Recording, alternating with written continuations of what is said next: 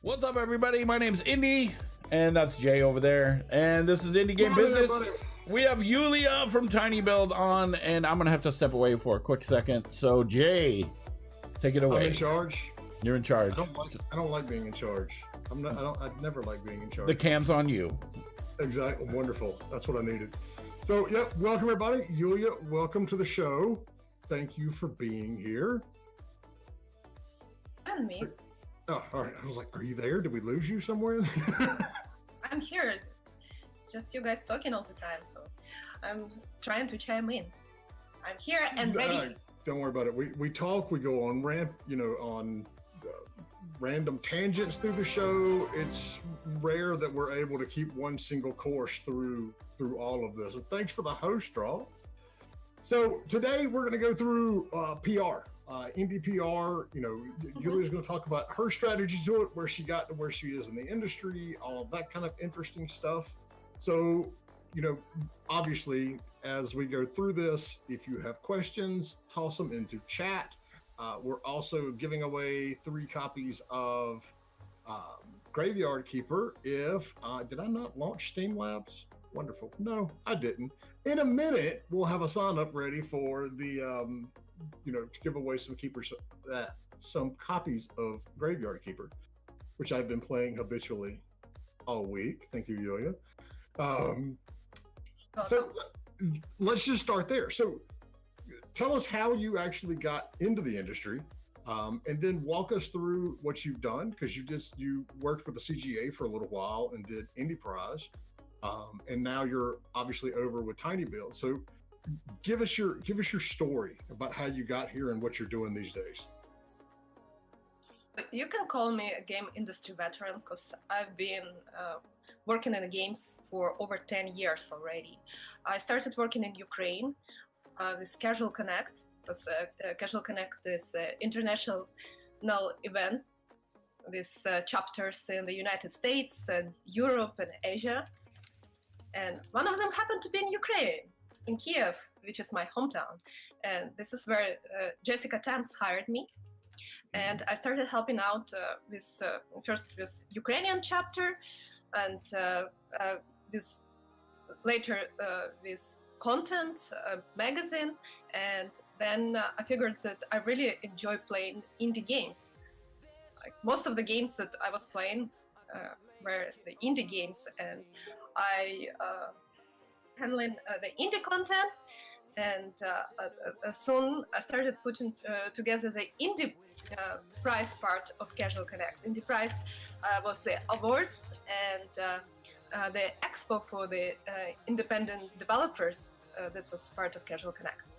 So I was doing it for a while, 2015, and in 2015 I started working at Tiny Build, where I used all of the experience that I gained working at Casual Connect, because I learned a lot from indie developers, what they need, what kind of games they're making, what kind of platforms they're working, so what kind of they require. So I used all of this experience to start my career with Tiny Build, and mostly doing PR stuff, working with press, YouTubers, streamers, community, and I really, really love it. See, and you're an extreme veteran, because I think that the template that we use is, if you manage to stay in this industry for 5 years, you're a veteran. So you are an extreme veteran, and I'm just like old and crazy after doing this for 20 years. So, and that's fantastic, because you get to, as you came through the industry, you got to see several different facets of it. I mean, what the indie teams are doing at the competitions and the conference side of it and all that kind of good stuff. And then, you were able to bring that over to Tiny Build and, help them grow, because they were a developer at first. Were they not? Am I remembering this correctly? That is correct. Actually, Tiny Build started as an indie developer with No Time to Explain. And then second game was speedrunners, and this is when was it Kotaku that first called Tiny Build the indie publisher, and it really stuck. And now there's a lot. So they were like the original, indie publisher.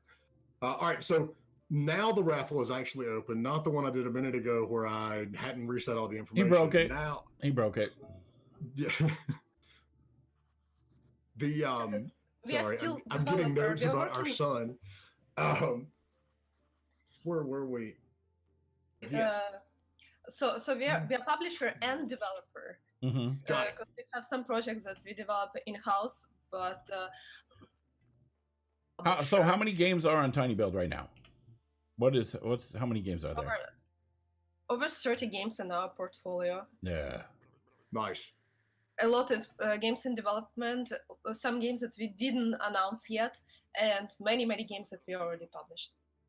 All right, and so for the indie teams that are out there now, is Tiny Build actively looking for new indie games to publish, or is their slate full for the rest of the year, or where are they on that side of it? We're approaching the end of the year, so we probably will only publish the games that we announced this year. For the next year, we are always look at the game pitches that people send us. Yeah, let's talk a little bit about that. After you get some of the other questions, let's talk more about like what you guys look for in a game and all that stuff. But swag and sorcery. So walk us through, when a game is announced and it's ready, well, not ready to go, but on the lead up to the launch of a game, walk us through the usual approach that you have to the PR. How far in advance do you start? Are there must do things that you do along the way? Walk us through the timeline right there. Our usual timeline is 8 months to a year prior to a game release. So we start like everyone else with a game announcement. So we announce the game, get that hype going, this initial press coverage, press wave. The next step is preparing a good playable that we can share with people. We call this alpha, depending on the game stage, because we like to collect the community feedback as early as possible. So we call this alpha builds. We let people subscribe that to be able to play it early, and of course when people subscribe they get all kind of perks. They get to see they alpha builds and ultimately see where the game is going. And also we never restrict the streaming. It's totally we allow all kind of press coverage. So this keeps the buzz alive. Okay. This is probably the first stages. Then, of course, the game goes to beta. We to grow our community at that time, and the final stage is before the release, when we post ton of announcement. We send the game keys to all the major press outlets. And of course, the game release, where like we all work like crazy, where we try to get the maximum coverage. We make sure that the game itself works well. So I guess the hardest point for our entire team, marketing-wise. And of course, after the game release, we continue the support and trying to see if there's any bugs, if there is any feedback, listening to people, community support, and that's it. That's the secret. So we have another question here. Crytex wants to know, how many games does Tiny Build accept per year? Oh, I'm sorry. How many games does Tiny Build Except or per year. We publish around 10 games right now. It probably will be slowly growing in the future, but right now it's about right now about 10 per year. This is how this is a packed launch schedule. That is absolutely crazy. Yeah, that's a lot of. How many people is on your team? How many people's there at Tiny Build? So on the publishing side, because we have a lot of developers that we work with, but right now we're talking publishing. So I would say on publishing side we have around 10 people. Wow. That is fantastic. And if you all haven't been to Tiny Build's site, in addition to all the information on the games and their blogs and that sort of stuff, they actually have a whole article on how to pitch your games to publishers, resources for indie devs. I'll toss those in here. There's the one on how to pitch your game. So, you can usually tell where the indie friendly studios are because they're the ones that have been through all this and they're willing to help everybody else around. So, sure. What about Discord? Do you all use that for community management, community support? Is there an official Discord server for Tiny Build? So we have a verified server, Discord GG/tinybuild. And this is where all the magic happens. Please join our community. But we also run dedicated servers for our games as well. We have a huge server for Rapture Rejects.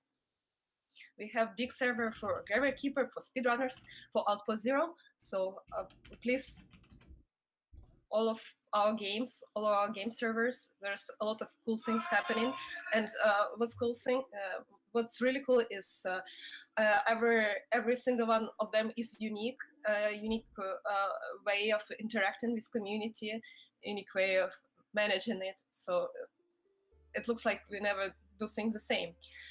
And you cannot do things the same. Every game is unique. So how I mentioned that we publish about 10 games. I didn't mention all the expansions. It's like a given, and also with platforms. We publish PC and Xbox and PS4, Switch, and we have in-house team, so we do all the porting as well. Nice. Super busy. So do you ever get a day off? And that's a good question. On the PR and the marketing side, if there's only 10 people on the publishing arm, how many people are helping you on the PR and marketing side? I think everybody helps everyone. So it's just like we work as a good engine. We just like, oh, I need this, I get this. So we work great. Nice. And All 10 people work in the same direction, and this is all what matters.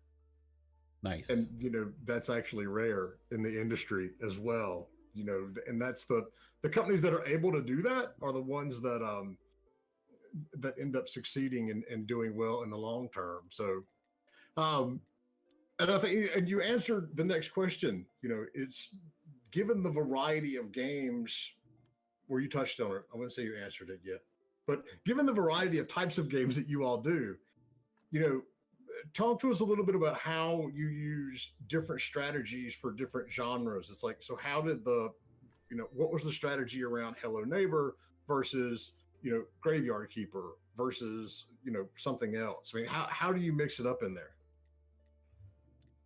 So what I would say that strategies really differ depending if it's a single player game or multiplayer game.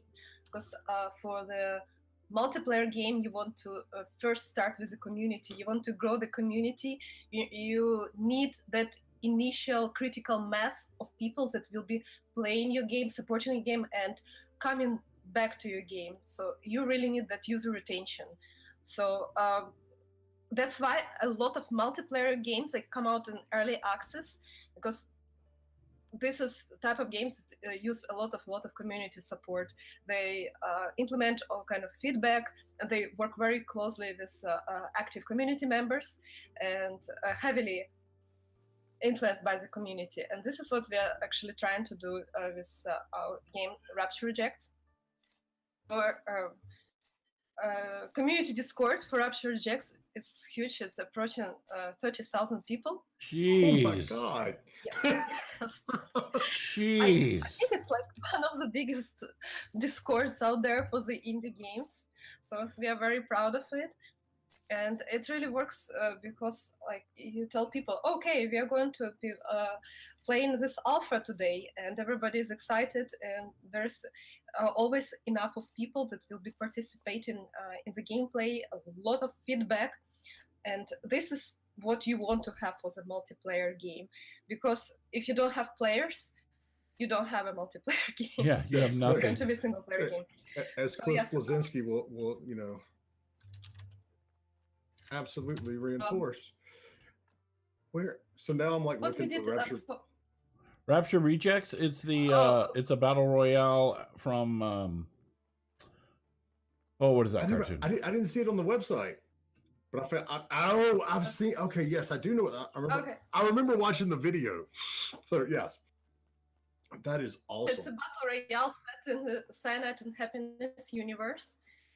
Obnoxious and crazy and fun. Cyanide and Happiness, yeah. Fun to play, fun to look at, and yes, super exciting. So what we did with games like say Hello Neighbor. Hello Neighbor was interesting because we released different alphas to the community, but they were experiments. There were experiments on how AI should be working, on how the game should be looking, the visuals, on how different puzzles that will be integrated in the final game. So that was very interesting because with each iteration, people thought, oh, this is how the final game is going to look. And no, it was not. So it was super interesting because even which is 2 years since the first alpha of the game was released, people want to play all of them, all of the previous builds of the game. They can be played as a standalone game, and this brings a huge value to the franchise, and it brings a huge value to the community. Wow! So that's a good idea. That's an interesting approach. I wish 7 Days to Die would have done that. So, all right, when you did the different alphas, did you do them simultaneously, like an A/B test, or was it, one and then tweak some things, and then the next one and tweak some things, and the next one? It was like one alpha, then tweak some things, and release completely different build, and people's mind are blown. It's like, how is this possible? What's happening now? So it created enormous amount of buzz. Well, and you also, that brings up another question, specifically with Hello Neighbor. That game got picked up by the influencer community. Did everyone just hear my assistant snoring over here? It got picked up by the influencer community really early, and it was, a big hit on, Twitch and YouTube far before it came out. So how did that affect what you all were doing, not only with the PR side, but with the development as a whole? Affected development a lot because we were seeing what people are liking, what they're not liking, and we were trying to integrate what people want in the game. So some things were taken from the community ideas. For example, the golden apple to be in the game to begin with. And then what we did, we put a bunch of YouTubers that play the game a lot. We put them inside the game, and they're still inside the game. So that was really neat. And like I hear that the kids that are playing the game and they find these Easter eggs, they get so excited because they find their favorite YouTubers. So we were really, really in touch with community while building the game alphas and building the final game. That's awesome. Yeah. I mean, because it does. That builds, a whole reward mechanic back in, not only for the players, but for the, streamers, which are, such a huge part of this now. So now when you're going through and, you're in the course of the campaign, so are there specific groups that you target? I mean, gamers versus, websites or magazines or streamers, how do you vary the approach to those different mediums? And, of that, who's the most important right now? It's a trick question. So I would say for us, number one is our gamers. They always will be the most important for us. So we always keep our fans in mind when we make our games. We know what kind of games we make. We know what kind of games they like. So we, of course, try to fans will love. And of course, we'll also keep streamers and YouTubers in mind. We always think, YouTubeable, is it going to be fun to watch? Is it going to be fun to play? So this is a question we're always asking ourselves. Oh, I love that. I love the word YouTubeable. YouTubeable. I probably came up with this word. Anyhow, yes, I love playing this game, but do people like watching it? How easy it is to comment on this game as I play it. So we ask all kind of questions like this. So what, in your opinion, makes a game more or less adaptable for YouTube and Twitch? It's. Do you mean like integration, or you mean? Well, no, I mean, the factors that you're looking at, I mean, like you just said, how easy is it to comment, while you're playing the game? What are the things that you look for in a game that are going to be, well received or make the game more popular online with YouTube? Looking for good visuals, because people like to look at pretty looking games. They look at engaging gameplay, and people get emotional about all sorts of emotions: fear, excitement, and just like, what the heck is this? Surprise. So any game that produces emotion is going to be good to play on stream on YouTube. I had to mute there for a second because The my dog. faithful assistant was. Yeah. Well, I mean, when we first got her, her bark, when she barks, it's very loud and very sharp. It'll give you a headache if you listen to it too long. And so we conditioned her to stop doing that. And so now she does this like, kind of like, I'm gonna bark if you don't, pay attention to me. Anyway, sorry, dog break. So I got completely lost there. So, did we go over, who is the focus? Are streamers more important than, magazines and websites? I mean, that's the way it seems to me, Well, again, we are working a lot with streamers in our communities, so this is our major focus. We're still working with it. Hello, do you hear me? Yeah. I don't want to get you in trouble by going, no, the websites, they're completely worthless. We never use them. That's like, no, that wouldn't be good. I didn't say that. No, I didn't want to put you on the spot and make it sound like that.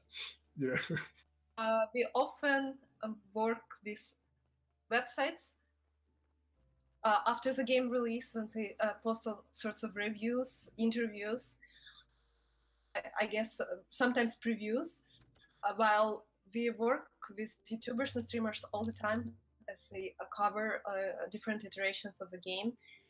the final game. So I would say it's just a closer interaction for us.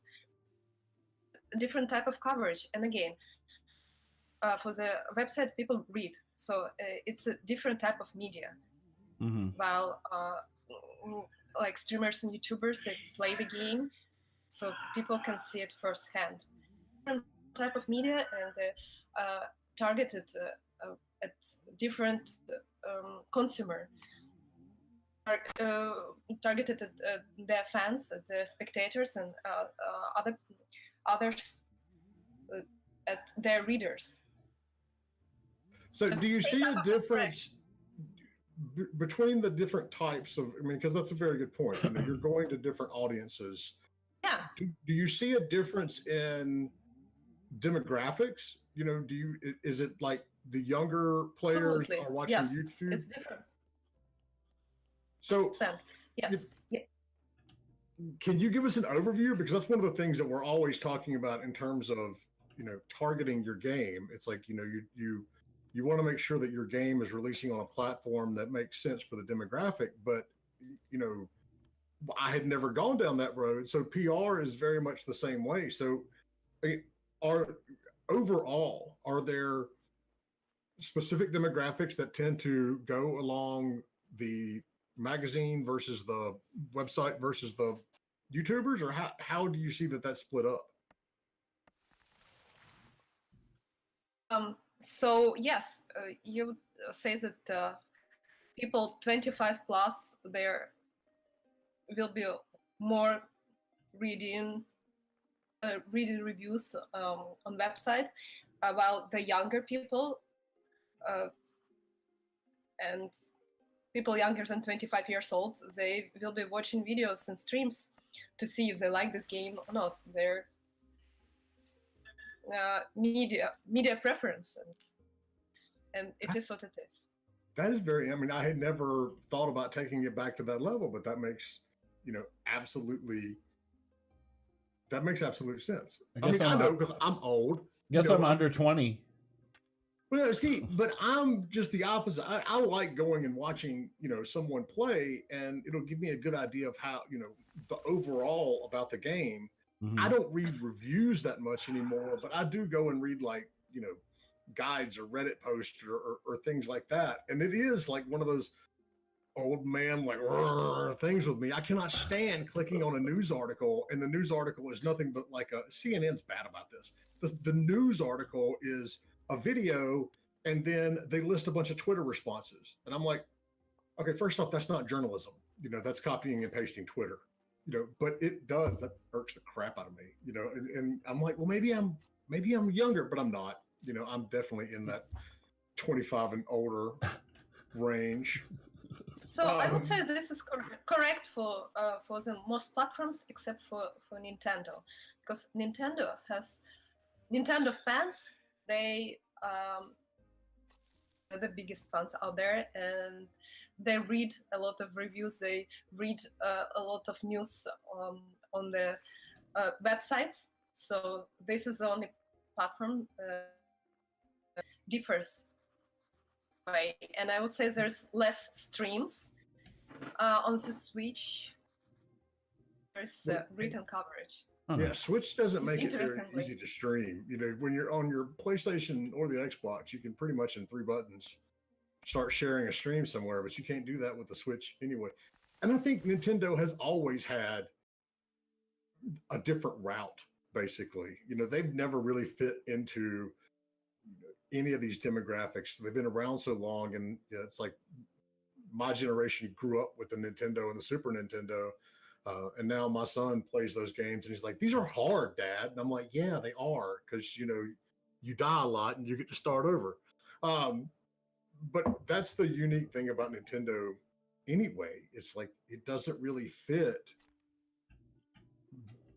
the normal that you see in the other consoles. So, I mean, is there this round of Nintendo, the Switch versus literally everything else?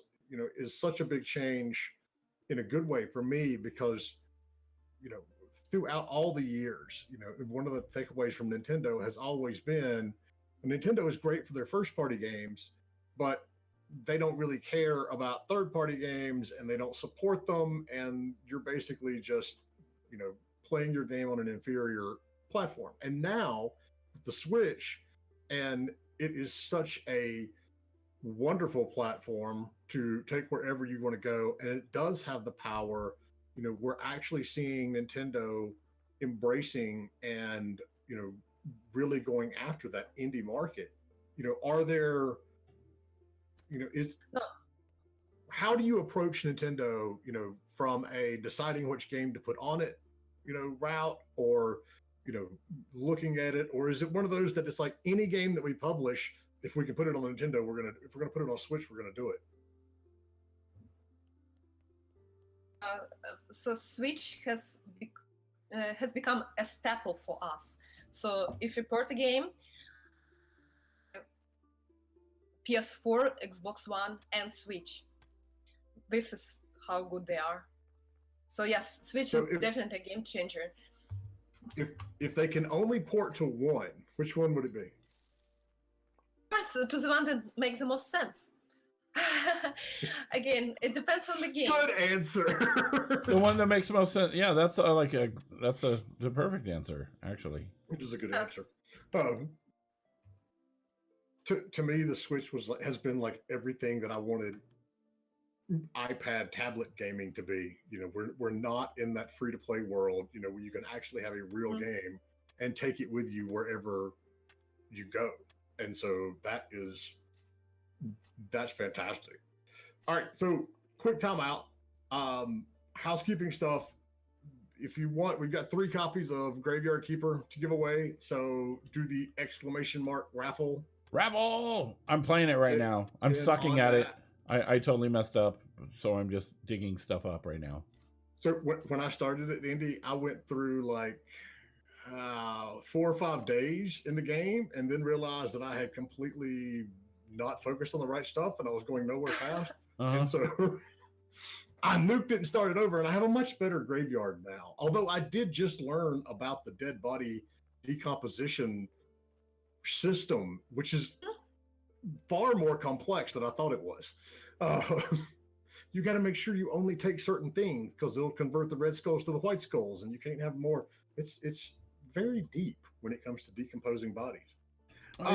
There's a question. As people who are in PR or have influence in industry, do you prefer concise, straight to the point reviews or 15 pages? Question. Honestly, it depends on the writing style. If you've written some gibberish of 15 pages, it has no value. I would prefer a little concise but well-written review. So it's all about the writing style. So pretty much the answer is don't write crap, and then we'll like your article. Exactly. Or, unnamed editors and unnamed websites, don't plagiarize everybody else's YouTube video and post it up there as your own review. No, I'm mid-response here. All right, so, and we had some questions from Discord earlier as well. I went, see, excellent. And this is the way that my mind works, Yulia. I didn't even get through the other stuff because I got sidetracked by Indy playing the game. So, enter the raffle. Always make sure you follow us and you tell your friends, because we're not your normal Twitch show. We don't go and stream a bunch of games all the time, despite the fact that that's what Indy's doing, right now to an extent. Let us know. I mean, if there are topics you want to hear us, talk about, people you want to have us, have on, we can always do that. But, follow, tell your friends, and don't forget to do the raffle. And I think that was it for right now, unless I remember something else. For self-promo stuff. What's that? For self-promo stuff. Bam. Yes, exactly. Imagine Jay drunk in a bar. So you got to remove the organs so I don't decompose. There's a very specific, way you have to go it. So Jason from the Discord said, we often hear recommendations of, for example, a 9-month ramp up. And, like you said earlier, you usually start playing in 8 to 10 months. So 9 months is in there, announcing the game, building the hype, and then releasing. But how should the timescales differ for a totally new studio who is starting from scratch with zero social media presence? What does their ideal ramp up from 0 followers look like? And that's a long question, so I'll actually post it in chat too. There we go. Because it really depends on the people who form this newly studio. Do these people have previous experience of making games, or they never made a game before? Because if they do have previous experience, they can use their previous fans from their previous games to tell them, hey guys, we formed a new studio, we are making a new game now. So basically bring their old friends, start with the friends, start building your community first, and then it's just all the same. If it's like from the you never made a game before, I suggest making a game first and see where it leads you. Make a game, put it out there, see if it's something that people like, and maybe you will start getting fans out there. There's a bunch of different platforms that host indie games, and you can get all sorts of feedback, and you can build your community starting from those platforms like GameJolt, for example. So where do you think the best place to start building a community is? Is it Twitter, Facebook, Discord? You start everywhere. You go everything. Yes, you go wherever you can. You go on Facebook, you go on Twitter, you start your Discord community. It's ideal if you have a dedicated person to manage all of your communities in different places, and make sure that everything updated on time, that everything everybody's on the same page. And that's key, because if you start building that community and then people start interacting, be it on Twitter or Discord or wherever, and no one's answering, then you're quickly going to lose that group that you're so wanting so badly to bring in. The Tersey brothers were on a couple of weeks ago, and they were talking about, because there are only literally two of them, and contractors, they bring their most passionate fans, who obviously show an appropriate level of maturity, in to moderate their servers.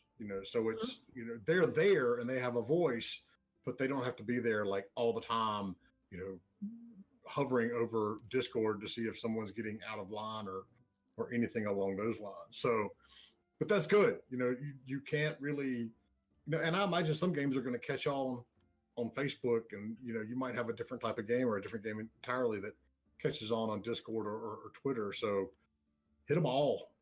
That's a good one.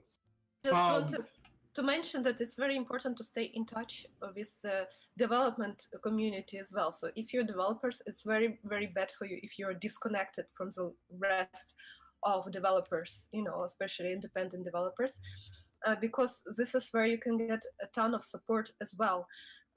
Just cross-promote, become friends with other people. Actually, it really helps if you sometimes just go to events together.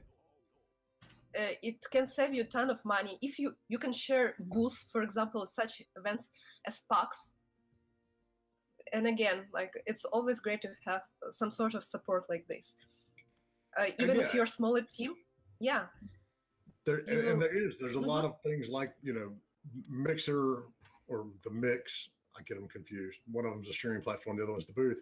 And then you got like Indie Mega Booth, and we're seeing more and more of those little communities pop up at these shows. I think at PAX West the other week, Indie Mega Booth's booth size was as big as Microsoft's. I mean, it was crazy. Absolutely, yeah, it's fantastic.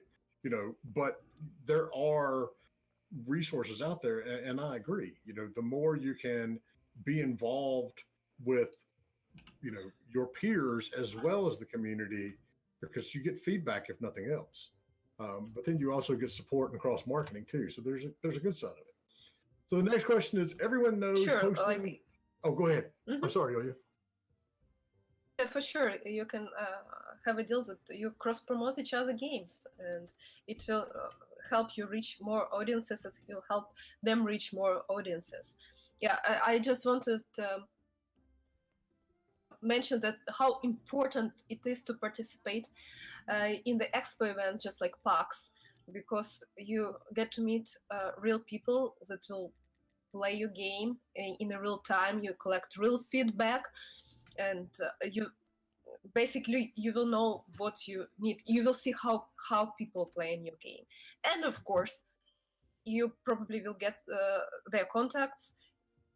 This is the great start for your fan base. This is how Tiny Build started. Nice. And you get, so the other aspect of the reason I was grinning when you said that was, you know, we go to things like E3 and GDC and, you know, everybody, it's like my constant joke about conferences. It's like, how'd the conference go? It's like, well, everybody comes home from the conference going, it was awesome. I mean, you know, I had so many publishers that were interested in my game and, you know, the media loved it. And, you know, the reality is everybody loves everything at the show when you're in the business, you know, because no one wants to, you know, be that publisher who missed out on a game because, you know, they looked at it at you know, E3 or whatever show it was like, I don't know, I don't like it. And then they didn't get updated as the game got infinitely better. You know, they never want to miss out on that. So they're always saying, oh, this is really good and we really like this. And it's, you know, something we would absolutely be interested in. Sometimes that's sincere, but sometimes it's not. That's just the nature of the industry. But when you go to, you know, the fan-centered events like PAX or, you know, the consumer side of Gamescom or, you know, all the shows like that, you get honest feedback. You know, it's like getting dressed up or singing a song to your family and your family's like, oh, it sounds wonderful. And then you go sing it to a bunch of first graders and they're like, you suck, you know? I'm not saying all the fans out there are first graders. I'm saying you get real feedback, you know, when you're going out there and you're meeting with fans and they're playing the game versus, you know, those of us who are in the industry and jaded and we're just like, oh yeah, that looks very nice. And you walk away going, that is the worst thing ever. The fans will tell you right there. And so it's wonderful, but you have to go into it with a level of thick skin because, you know, inevitably somebody is going to tell you that your baby is ugly and you just kind of have to roll with it at that point. So, but that's you know, it is good to see how shows like that have become, you know, more relevant and more, you know, helpful for the developers. All right. So, go ahead. Yeah. I keep jumping in front of you, Yulia. Don't worry about it. Go ahead. I wanted to mention that it's kind of unfair from a publisher to tell developer, oh, I like your game, even though they don't really intend to work with them or publish it in the future. This is to be honest. I feel so. This is why we are always honest about the game. If it's not our type of game, we're like straight out there. We'll tell people it's not something we can work with, unfortunately, because give people false hopes. I know it does, and I agree wholeheartedly. You know that it's not something that should be done, but it's something that I see the business every show I go to. Tobor, you know, what's up, dude? Tobor Prime in the house as well. So I mean, yeah, they do. You know, and they do give these, you know, studios false hope. You know, and it's, let's see, the word I'm looking for here is bullshit. That's what it is. Yeah. But, bullshit. You know, I agree. Well, the problem is a lot of these people that go there and they like, quote unquote, like the game, they're not decision makers. Yep. They're to like check out what's out there in the market, and they often don't even know what kind of games their company looking for. Yeah, this is why it's so great to have a small team, because we are all on the same page. We all know what kind of games we are looking for, what will work for us, what will not. So whenever we get the game pitch, we'll probably reply. Keeping people waiting for the reply. So if we don't like the game, if it's not something that would fit our portfolio, we tell people right away. And if it's something we can potentially work in the future, we can ask for people and see how it plays. And if that works well, we potentially can work. But Here's the number. Only about probably 1% of submissions would be the game that would work for us. There you go. See, now we don't have to dash your hopes at a trade show, folks. You know, we can tell you in point blank that only 1 out of 100 games makes sense. But that is the reality of it. So how many, that actually brings up another question. How many submissions do you see, you know, in a week or in a month or you know, somewhere along those lines? And Andy, Div asked if you could boost. Yeah, I did. Okay, cool. How many submissions do you all see, you know, over an X period of time? Yeah, up to 30 submissions, depending on the week. And that's normal, you know, and that's why we tell. Especially in the weeks before major events like GDC, PAX, people like getting ready and said, oh, this is a presentable build I can send to a publisher as well. I will be showing it and the publisher can check it out. So this is when people send a lot of submissions, but we get a lot. A lot. It's interesting because in the back of my mind, so there's 2 ways that I look at getting submissions before a trade show. If it is a honest to God full submission, you know, we want you to publish this, that's not a good time to send it to a publisher because everyone is trying to get ready for the show and dealing with what's already on their plate, not looking at something that comes in completely fresh. But the flip side of it, if it's one of those emails that just says, hey, we're going to be there and we're showing our game, stop by, you know, that's different. But, you know, all the shows that we do, you know, we start planning and so we start working on them, you know, like 2 months before they come up. And that's an absolute, you know, crazy time of the year to be sitting down and going, oh, okay, let's do a whole bunch of, you know, new reviews and new evaluations. So I'm sorry, I keep interrupting you, or you keep interrupting me. Oh, anyhow, this is the show. This is what we do. Yes. So, submissions, and we were talking what type of games we publish. Oh, now I forgot. Okay, go ahead. So, the follow-up question was, you know, hold on, I had to scroll up because we got derailed. All right, so everyone knows posting lots of sweet animated GIFs can be a good way to attract attention. But for devs who find it difficult to produce a steady stream of fresh visual promo content, maybe they don't have an artist in-house or they're planning to fundraise to buy art, what other ways can they go about building interest in the project? Is it like a audio-based game, or is it it's like a visual novel type of game? Because, you know, the visuals are very important for, so it would be rarely that is visuals are secondary. I would say it would have to be a heavily storytelling game or heavily audio focused game when they would be in such situation. In that case, I would say focus on promoting your narrative, focus on promoting your audio, just the same way you would be promoting your visuals. Focus on your strengths and not your weaknesses. And I think if you don't have the visuals yet for the game, it's probably because it's just in the prototype stage and it's too early to start promoting. That's a good point.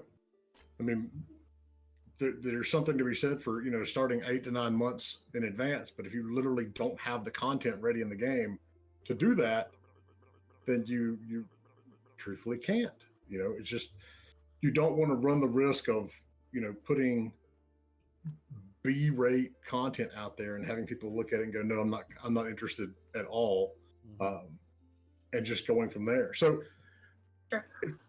If there are if y'all have questions, let me know, because I am horrible about keeping up with chat.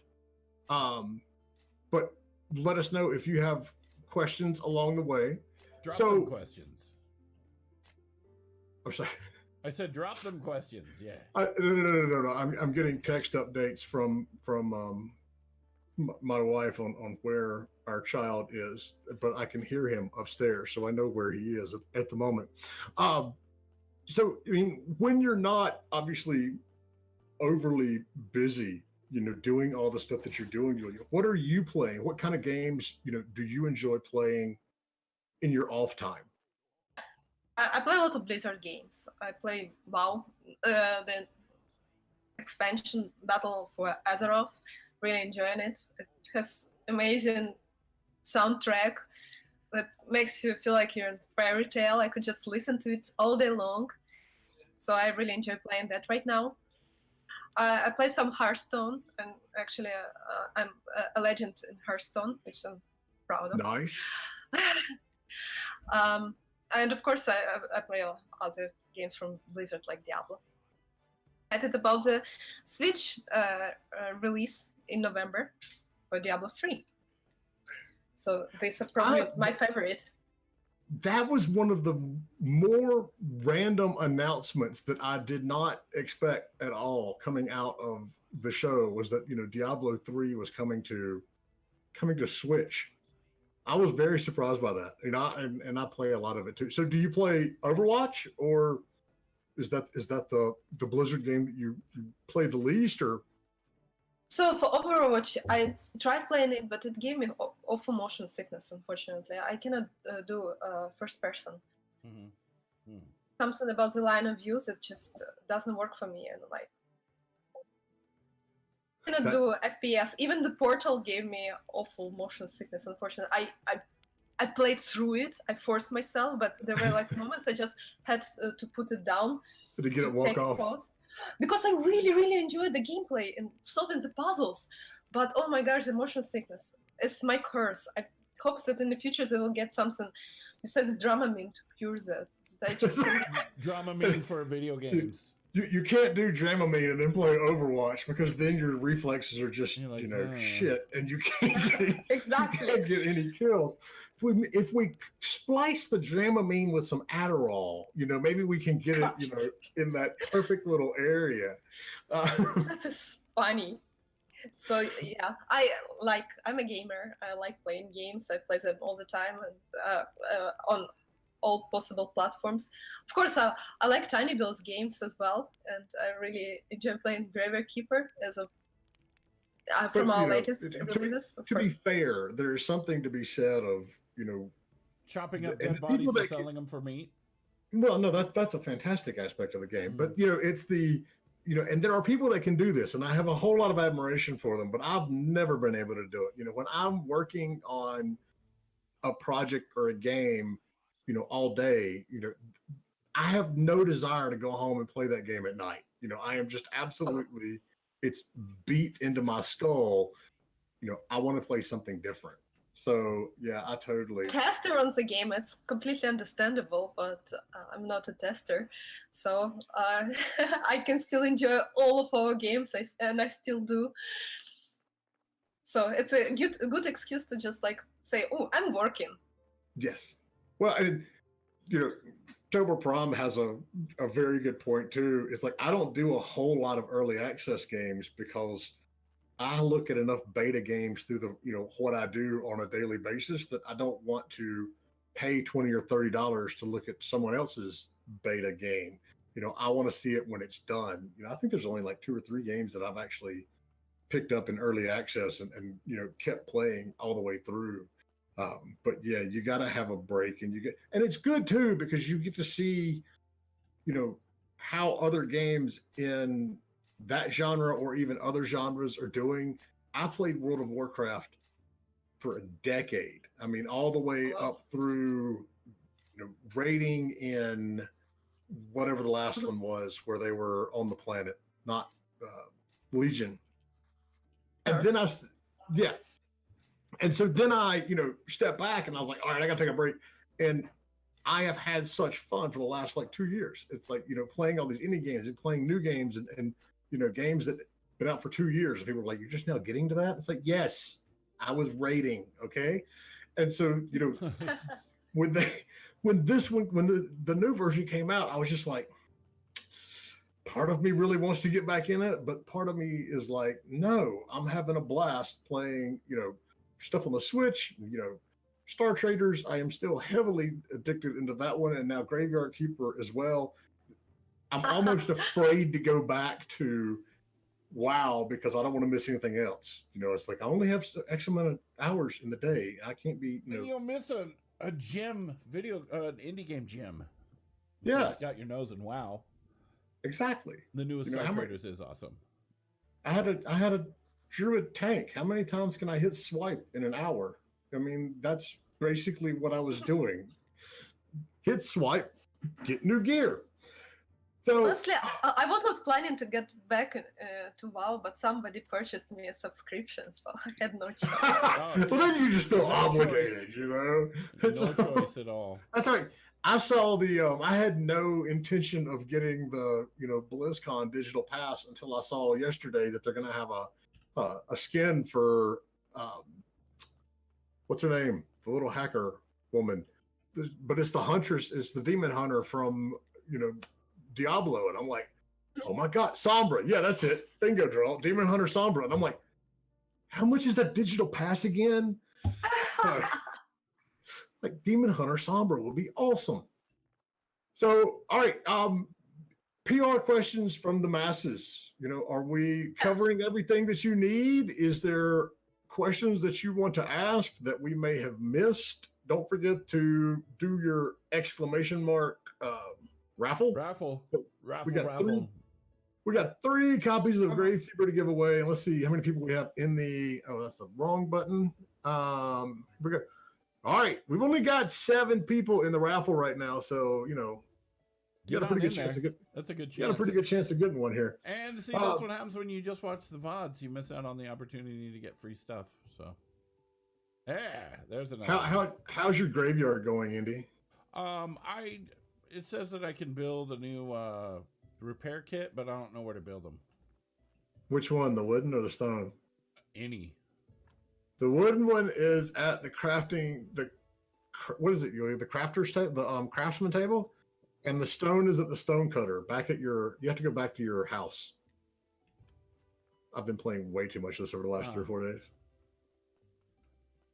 Because I'm just trying to. Guys, can you still hear me? Yeah. Yeah.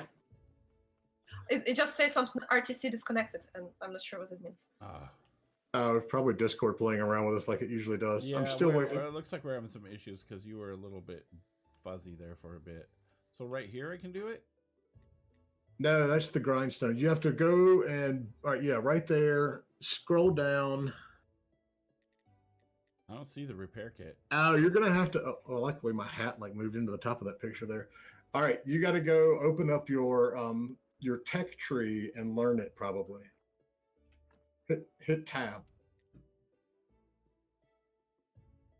So it would be like right here? Yep. You can unlock the ones in green are the ones that you can unlock with what you currently have, and the ones that are grayed out you can't yet.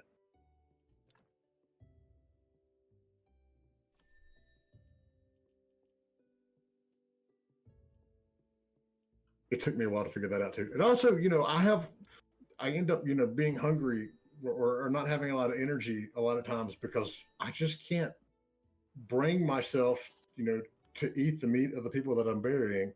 So I had to work on my vegetable garden. It was like, So I need a carpenter's workbench. Yes. There you go. You have the mats for it. Then let's go on over here. So is this coming to Switch, Yulia? Don't say anything about this. Yes, you can eat corpses. Not only can you eat corpses, you can chop them up. Oh. So I need a sawhorse. So, you know, you can, before you take and you bury the people that died, Tobor, you take them down into your mortuary and you can take pieces out of them to sell or to use later in different, you know, capitalistic pursuits. And yeah, one of them, you take the meat and then you chop up the meat and cook the meat and make hamburgers. So it's really good on, you know, regenerating your energy, but you know, you're eating people. So minor green is people. Minor technicality in there. So I'll sit here and watch Indy play this game and not even focus on what we're doing here. So what are the, you know... I wonder if people are keto. That's disgusting. But it's funny. What is it? I don't know what keto is. The Is that like a health diet. food thing? I think they are. It's the keto diet. They I are. am- People are keto. When is the Mortician's Tale crossover? I never played that. Good. I haven't played that one either. You like the So- aesthetics of this? It's good. So personally, I like this style of graphics. I don't know what we call this. Is this 32-bit graphics? It's not 16-bit. I don't know what it's called. It's hard. It's called what? I don't know. Pixel We're art? just I gonna mean, We're gonna make it up. All right, so Yulia, when you're seeing other, developers or publishers, launching and leading up to launches and running their PR, their marketing campaigns, all that sort of stuff, what are the, key mistakes that you see people make most often? I would say it's that they're not sharing enough. When you see some cool art, you see some fan art, you see some cool things that you could share, you should always share. The answer is yes, share with people. So not sharing enough. It's another extreme, sharing too much. For example, if you have a storytelling game, you want to have some mystery, so people will be motivated to go and buy your game. If you tell people too much, there will be no mystery, and you will lose your moment. it's like the movies that they have the trailers, and you're like, this movie looks awesome, and then you go and you watch it, and you're like, the whole story was the freaking trailer. Another a wrong messaging. So you promise people something, you don't deliver. So you need to manage your expectation. It's better to under-promise than over-promise. So over-promising is a huge mistake. That one's been of a particular thorn in a lot of sides over the last year or two.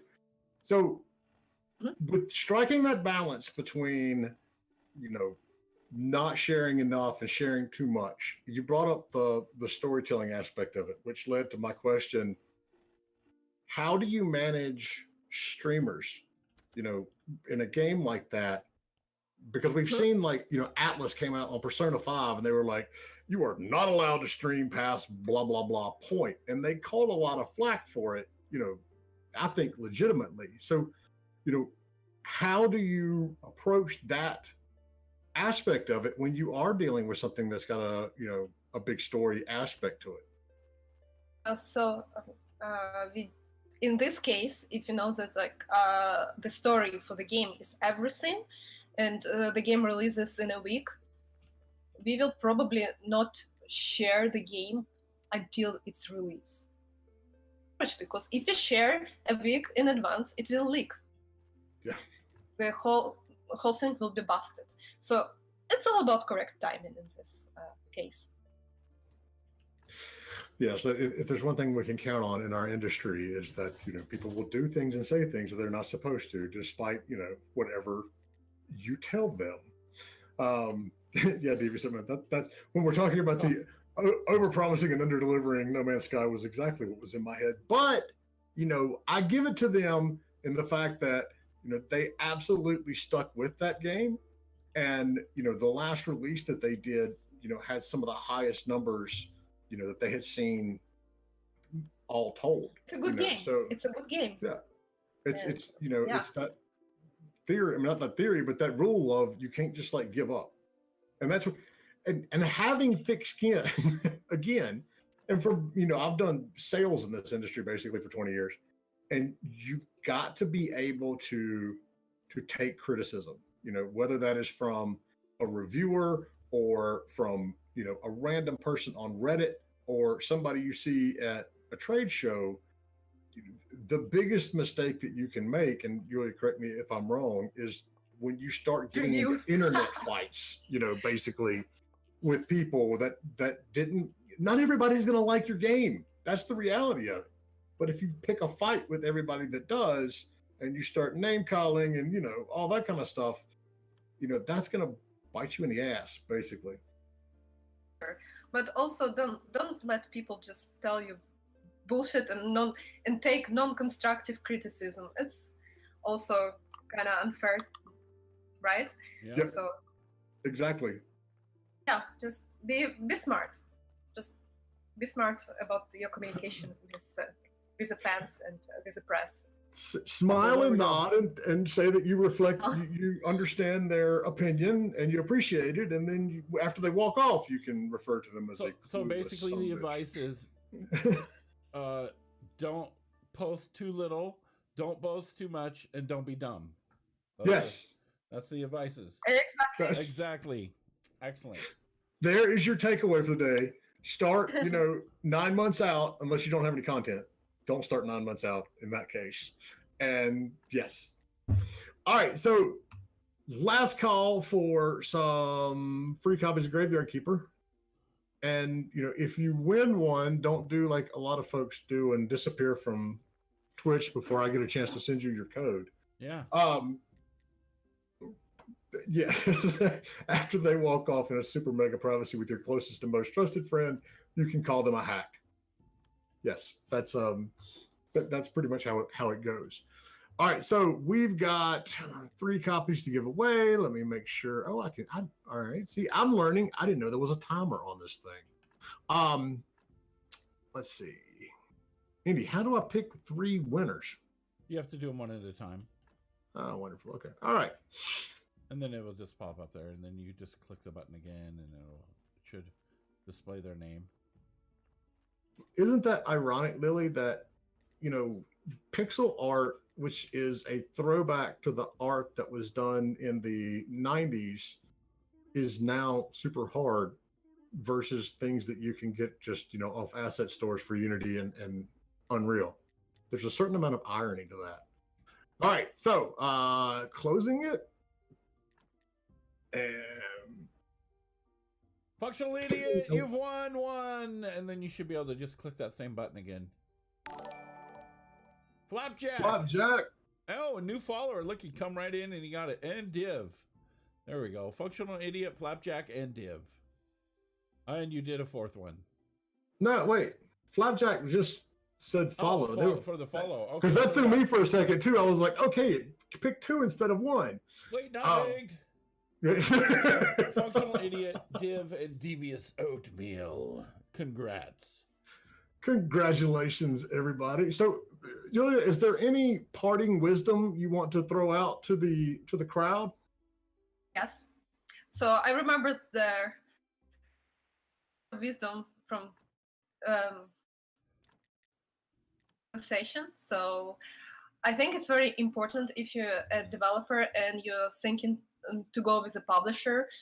When you pitch the game, you make a research of the previous games in the publisher's portfolio to make sure this is something they would be interested in, to make sure that your game fits. I really suggest this would save lots of time to you and to potential publisher. Nice. This is some of the wisdom. And that's where you lots can of use things like share. Lots of wisdom. That's where you go to places like Steam Spa and look and see what they've actually done before running out and signing. Sorry, I'm looking intently, trying to make sure I message people the correct people their codes here. Another wisdom: if you're a developer, do not go for the overextended game development cycles, like 2-3 years, because we don't know what will be popular in 2-3 years. Mm-hmm. Trends are changing all the time, so we look maximum in 1 year ahead of us, and then we just don't know what's going to be popular. Right. Look at the smaller dev times if you're a smaller developer. Yeah, I mean, you can see that with things even like PUBG and Fortnite. It's like, yeah, that battle royale style of game had a following, but it wasn't anything near what happened when PUBG first hit the masses. And now you're seeing, Activision has got Call of Duty is going to have battle royale. You really can't always predict this stuff. So it gets back to make the game you want to play, because if you're creating a game that you don't want to play, don't expect anybody else to, want to play it either. Got to get that passion. Make the games that you enjoy Exactly. most. And then perhaps other people enjoy it as well. Yep. All right, so everybody that won should have a message from me with your code in it. Womp womp womp. So yeah, I managed to not screw that up at all. Thank you, Yulia. This was awesome. Glad you were able to come by. And, Yeah, thank you. Thank you, Jay. Friday. Thank you, Wow. Indy. Drop all the knowledge Friday. on us. Yeah. It's Friday. Got a hurricane coming, so I'm gonna go and recalk the front windows of the house now. Make sure that we don't get rain coming in. Who do we want to raid today, Indy? Hold on 1 second.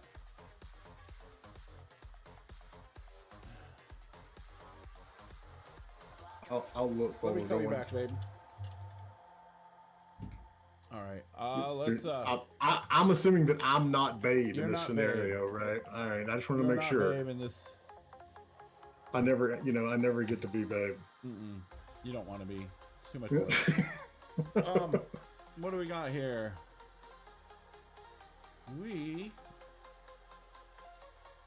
Was this the creator of mod.io is streaming. Working on a new tycoon type game. Live coding. Dang it, I said let me call you back. Let's try this. Mod_io. Here we go. We'll drop a little raid right here. There we are. You're Babe, it's fine. Yes, you guys go in there and make sure and use your I Love Indie Games emote, which is right here. Blam, blam, blam. Do it. Thank you, Yulia, for coming on. Thank you so much. And Thank then you, guys. we'll be back next week. Martine is going to be here giving mock Indie Prize reviews. And then we've got Lauren with their narrative game coming up. And I got to be quiet because it's launching like now.